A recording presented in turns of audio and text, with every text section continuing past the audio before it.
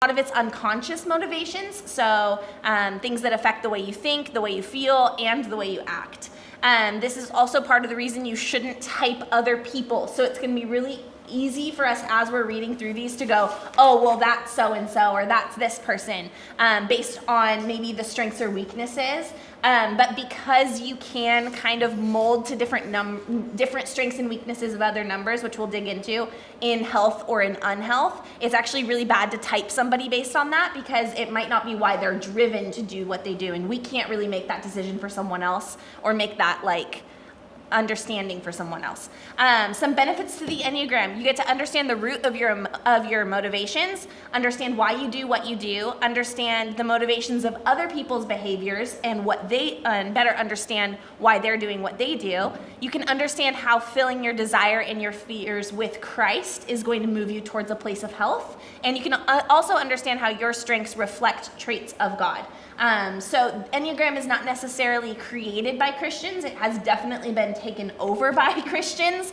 Some of the most popular Enneagram coaches are Beth McCord, Ian Cron, both coming from a godly perspective, which we'll talk about in the resources section at the end, and you guys can kind of see some more resources if you are interested in Enneagram. So we're going to dive right into the 9 types. That's on the front page of your test there. The colors are not specifically meaningful in any way. It's just they are kind of like in a rainbow assortment because they do kind of bleed into one another. So as we kind of read through, I'm not going to read through everything on those 9 types, but just give you guys a little snippet of each of the 9 types. So in number 1 is a perfectionist. They're motivated by a need to protect themselves, others, and the world. Some of their strengths are they're responsible, hardworking, noble, ethical. Their weaknesses can be that they can be judgmental, perfectionists, critical. Their core desire is to be right or for things to be perfect. And their fears are being wrong, being unredeemable, and appearing bad. We will talk more about those stress growth numbers in a minute, so you can see those, but you can ignore them for a second. The 2, the helper, their motivation to serve and meet the needs of others, to win love. Strengths are generous, supportive, and compassionate. Their weaknesses can be intrusive, over-accommodating, or hostile. Core desire is to be wanted, needed, and loved for who they are, and their fears are being worthless, dispensable, or unworthy of love. The achiever, motivation is success and achievement. Strengths, optimistic, focused, energetic, and productive. Their weaknesses can be arrogant, self-deceptive, or too success-driven. Their core desire is to earn the respect of others and be valuable. Their fears are failure, being exposed, or not being successful. And number 4 is an individualist. Their motivation is being special and different. Strengths are authentic, expressive, sensitive, and sincere. Their weaknesses are that they can be moody, withdrawn, and dramatic. Their core desire is to be special and unique, and their fears are to be plain, unnoticed, flawed, or defective. The investigator, number 5, their motivation is to collect knowledge and understanding. Their strengths are that they can be witty, objective, knowledgeable, and insightful, but their weaknesses is that they can be cynical, private, and self-reliant. Their core desire is to be competent and perceive knowledge. Fears are looking foolish, being invaded, or having their energy depleted. 6 is the loyalist. Their motivation is to feel safe and secure. Their strengths are loyal, supportive, practical, and trustworthy. Weaknesses are cautious, doubtful, and hypervigilant. Core desire is to have security, support, and guidance. And then their fears are anxiety, fear of fear itself, being alone, and abandoned. 7, the enthusiast, which is my number. Their motivation is to pursue fun and adventure to avoid unpleasantness. Strengths are they can be optimistic, spontaneous, charming, and entertaining, while their weaknesses are that they're impulsive, excessive, and easily distracted. Core desire is to be happy and content and satisfied, and their fears are boredom, being trapped in pain, or missing out. 8 is the challenger. Motivation is to seem self-assured and powerful. Their strengths are they are inspiring, energetic, confident, and direct. Their weaknesses is that they can be intimidating, explosive, or forceful. Their core desire is to protect themselves and those around them and to be in control. And their fears are being vulnerable or being controlled. And 9 is the peacemaker. Motivation, avoid conflict at all costs. Strengths are easygoing, content, accepting. Their weaknesses is indifference, detached, or being spaced out. Their core desire is to have inner stability and peace of mind. and their fear is loss of separation and being in conflict. So those are the general 9 types, and everyone can be typed out of these 9 types, which I know seems like, how are there this many people in the world and everyone can boil down to 9 types?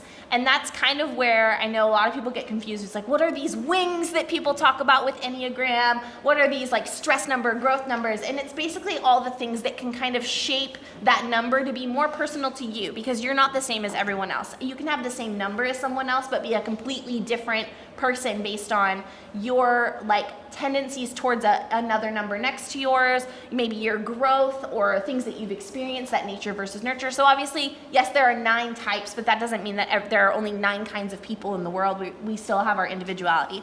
The stress numbers and growth numbers that you're seeing on those as well. So when you are stressed, it's when you are in a place of unhealth, and you're going to move towards the negative attributes of your stress number. So for me, being a 7, when I move towards stress, I'm going to go to the negative aspects of a 1, which is going to be judgmental, more of a perfectionist, and more critical. Then on that growth spectrum of a 5 is when you're in a place of health, you're going to move towards the positive attributes of your growth number. So a 5's positive attributes are witty, objective, knowledgeable, and insightful. So a 7 is going to move more towards that when they're healthy, and then more towards a 1 negative attributes when they're unhealthy. So that's kind of how those numbers will move you one way or the other. So if you know you're in a season of like, man, I've been really stressed out lately, and these can come in waves. It doesn't have to be like, I am an unhealthy person versus a healthy person, but noticing, hey, when I'm stressed out, I tend to have maybe some of these negative aspects, or when I'm really healthy, I tend to have some of these positive aspects, can help you figure out your number as well. On that second page, you're gonna see the Enneagram chart, which is the very common like diagram that most people associate with the Enneagram.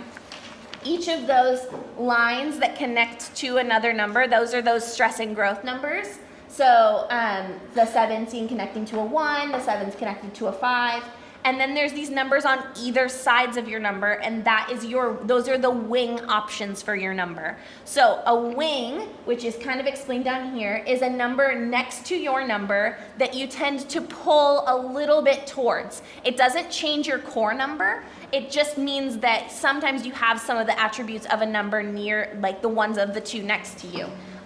So one of the things that's explained here is there's wings kind of as a tint. So as you see on that color wheel, if you are a 2 and you're that like really royal blue, then if you're a 2-wing 1, it's going to tint you a little bit more towards that navy color. So maybe you're not going to be as like that royal of a blue, using that analogy. You're going to be a little darker of a blue, or maybe you're going to pull a little bit more towards green and be a little bit more turquoise. So it's just a shading of your number to kind of give that individual tint to your number. It's also used as a seasoning, right? So you can have a little bit of a number next to yours, or a lot of it, or none. So it doesn't mean necessarily that you have to have a wing. It just means that you might have a little bit of the traits to one or the other that pull you one way or the other towards those numbers. Reasons you cannot be a wing 3, wing 8, right? Like I get that a lot. People are like, I'm a 2, wing 6, and that's not a thing. You can only have a wing next to yours. That's why they're wings. They come off the sides of you. So you can't have a wing that's completely separate from your number. They have to be one of the ones on the 2 sides. So that's kind of the overall, this is a very basic introduction to the Enneagram. But that's the basic of like, how do I figure out my number? So you want to look at those core motivations and kind of decide for yourself what drives you, what motivates you, and so not necessarily the strengths or the weaknesses of the number, but why you do what you do. So reading through those motivations, one of those should kind of hit a nerve with you, or maybe some of those core fears would hit a nerve with you. The strengths and weaknesses are more there to kind of affirm that, so they're not necessarily what you'll go based on. So that's kind of the general overarching. There is also common mistypings is in here as well. So if you're like, I kind of feel like I might be one of 2 numbers, this is just some of the most common types that people mistype as. I'm not going to go over all of those. That's kind of for your own just reading through of like, I feel like I might be a 1, but I kind of feel like I'm a 6. You can look at those numbers and see kind of the differences between those at their core. And make those decisions for yourself. So there are some resources there at the bottom for you guys, a couple podcasts, some websites, Instagrams to follow that kind of have fun memes and stuff that you've probably seen shared. There is an album by Sleeping at Last called Atlas Enneagram, and they have a song for every number, which is really fun to listen to, and it'll talk through like different things about that number. So if you like music, that's a good way to look. There's a couple YouTube channels that are fun, and then a few books, one of which I just recommended to Nicole. I'm going to be buying it as well this week. It's called the Enneagram Collection. It's by Beth McCord, and there's a book for every number, and it's actually more of a workbook. So it's more of like a Devo type of thing. I think it's a 21-day, like you do a little bit every day, and it kind of helps you work in your Enneagram number towards being more like Jesus. So a really cool resource there if you want to dive a little deeper into your personal Enneagram.